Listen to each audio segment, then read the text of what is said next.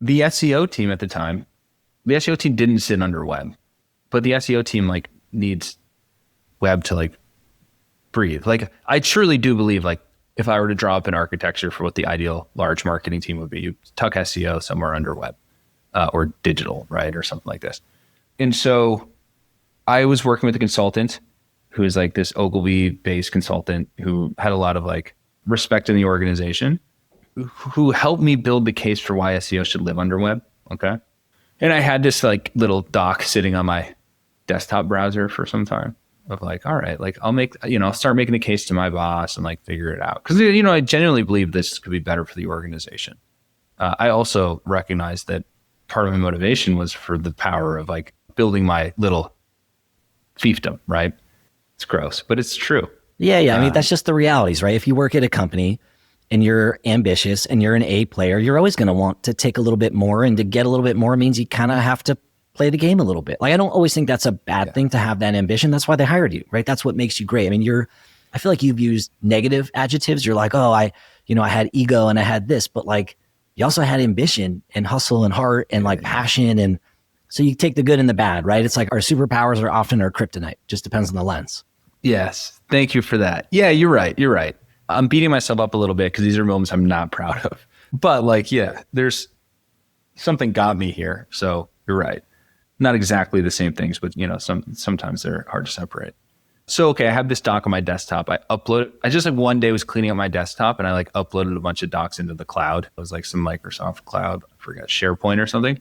I don't know, like a couple days later, of course, our head of SEO sees this thing and is like, what the fuck is this? Immediately sends it to our CMO. And I think I'm getting fired. Like I remember. Did you know that you uploaded it? Like, did you mean to upload it, or did it kind of get lost in the folder? I did not mean to upload it. I didn't really know. I was like, okay, she found this thing. Like, how the fuck? Oh, wait. Okay. Like it all clicked quickly. This was like, right after the IPO or before the IPO. So like there was like a lot of money on the line, like millions. And I go for a walk with my wife down to the coffee shop near us. And I'm just like the whole time, like, I'm fucked. Like this is the end, like the CMO said something to me and I asked him for a phone call, but it was just one of those moments of like real, like panic, like a long period of just like, I am such an idiot. I'm getting fired. I was horrified. Still am thinking about it, frankly. But Bobby was graceful and, we chatted for a while. He sort of told me like, basically his whole principle is like, he told me a story from his past, which I don't think I have permission to share, but like, made a similar kind of power move issue. He literally is actually, I'll share this part. It's a good story. His boss, this was a long while ago, slapped him in the face. He was probably 20 years old or something like this. He gets slapped in the face from his a different boss, era. This woman. Yeah. And she was like, Bobby, like you will never talk shit or whatever it is, like about your colleagues, something like this. And so he passed that on to me and I'm sort of like, yeah, like carrying that forward, like these are your comrades, like you're in battle together, and this head of SEO was to me, right? Like I really fucked up the relationship by doing this thing. And it just showed me a really ugly side of myself, I think, that luckily I didn't get fired over, but I certainly had to spend some time trying to repair that relationship. And it never quite got back to where it was, probably, for being honest. But it's something that I've learned from since. I do think about all these grain recorders and like Otter and all these like call recorders that are, in private conversations. And I'm constantly thinking about like, and one day I'm sure I'll say something that's like going to rub someone the wrong way because like it's all kind of out there, right? So anyways, hey, kids, like, don't do what I did. Like, if you're going to build the case for something like that, like keep it in a notebook. Don't upload it to the cloud. Like, it's a reasonable thing to do, maybe, but like just handle it the right way.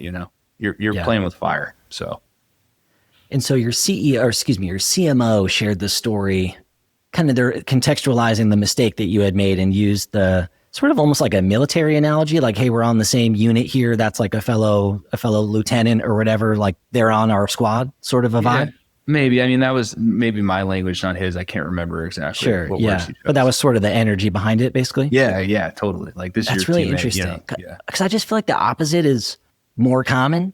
Like I don't think anyone has ever. I'm just trying to reflect on my own journey. Like I don't think anyone's ever told me that, and I feel like often what happens as like a byproduct of your own ambition and like maybe a little bit of trying to cover your own ass a lot of the time is you work against other teams with the best of intentions, right? You might think you're working with them, but really you're kind of working and looking out for yourself. And I think that's more common.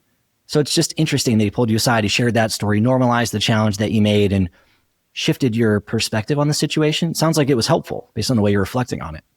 Yeah. Thanks for sharing that back to me. Yeah, man, listen, Bobby Patrick is a legendary CMO, and his leadership is like probably the best I'd seen in that seat up close.